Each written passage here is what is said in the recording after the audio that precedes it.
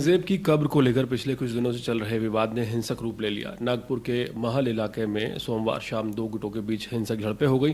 दोनों पक्षों ने एक दूसरे के ऊपर पथराव फेंका और इलाके में आगजनी और वाहनों में तोड़फोड़ करते हुए लोग देखे गए। इतना ही नहीं, कुछ लोगों ने पुलिस टीम पर भी हमला कर दिया। इस हमले में एक वरिष्ठ पुलिस अधिकारी सहित कई पुलिस कर्मियों के घायल होने की खबर सामने आ रही है। नागपुर के डिप्टी कमिश्नर निकेत कदम पर कथित तौर पर कुल्हाड़ी से हमला किया गया। इससे उनके हाथ में गंभीर चोटें आई हैं और तस्वीरें भी सामने आ रही हैं। महाराष्ट्र के मंत्री योगेश कदम ने मंगलवार को बताया कि 17 लोगों को हिरासत में लिया गया है और 12 से 14 पुलिसकर्मियों को चोटें आई हैं। 2 से 3 नागरिक भी घायल हुए हैं। हिंसा के कारणों की जांच की जा रही है। मुंबई के मुस्लिम बहुल इलाकों में भी सुरक्षा बढ़ा दी गई है और शहर में अलग अलग जगह कर्फ्यू भी लगाया गया है। पूरे मामले में औरंगजेब की कब्र के बाद ये पूरा मामला बढ़ता हुआ नजर आ रहा है। विवाद औरंगजेब की कब्र को लेकर है।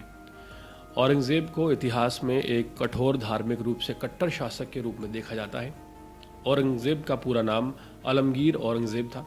वो मुगल साम्राज्य का छठा बादशाह था और 1698 से लेकर 1707 तक लगभग 49 साल तक उसने शासन किया, जो किसी भी मुगल शासन की तुलना में सबसे ज़्यादा लंबा समय है। औरंगजेब के शासन में मुगल साम्राज्य अपनी सबसे बड़ी सीमा तक पहुंचा, जो कश्मीर से लेकर तमिलनाडु तक फैली थी। 1658 में औरंगजेब ने अपने पिता शहनशाह को बंदी बना लिया और खुद को सम्राट घोषित कर दिया। उसने जाजिया कर, जो कि गैर मुस्लिमों पर लगता था, उसे लागू किया।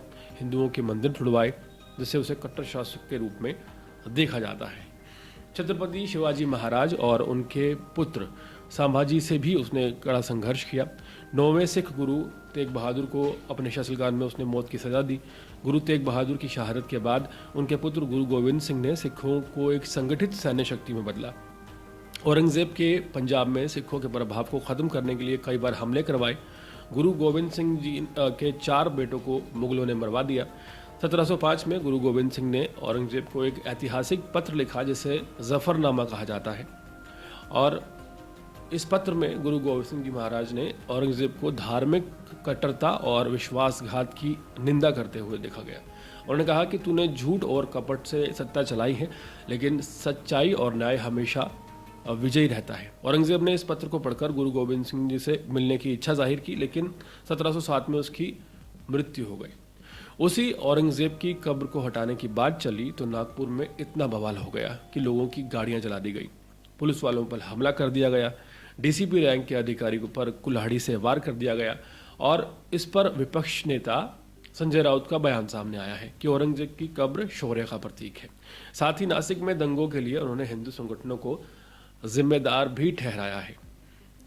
यही असली मुद्दा यही है कि राजनीतिक स्वार्थ के चलते संजय राउत जैसे लोगों की मानसिकता इसमें साफ नजर आती है।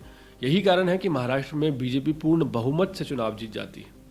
सोचिए, वो औरंगजेब जो ना तो पीर था, ना पैगंबर था, ना ही एक अच्छा इंसान था, ना एक अच्छा शासक था, जिसने अपने ही बाप शाहजहां को कैद कर दिया, जिसने अपने भाइयों को मरवा दिया और जो अपनी सत्ता की भूख के लिए निर्दयता की सारी हदें पार कर गया, उसकी कब्र को बचाने के लिए हाथों में हथियार उठाने वाले और दंगा फैलाने वाले इन लोगों को क्या देश प्रेमी कहा जा सकता है? पूरे मामले पर राजनीति भी जारी है और संजय राउत के जो बयान सामने आ रहे हैं वो भी सोचने पर मजबूर करते हैं। लेकिन सवाल ये है कि आखिर औरंगजेब की कब्र को बचाने के लिए जो लोग अपने घरों में शांति से सो रहे हैं, उन पर हमला करना कहाँ तक जायज़ है?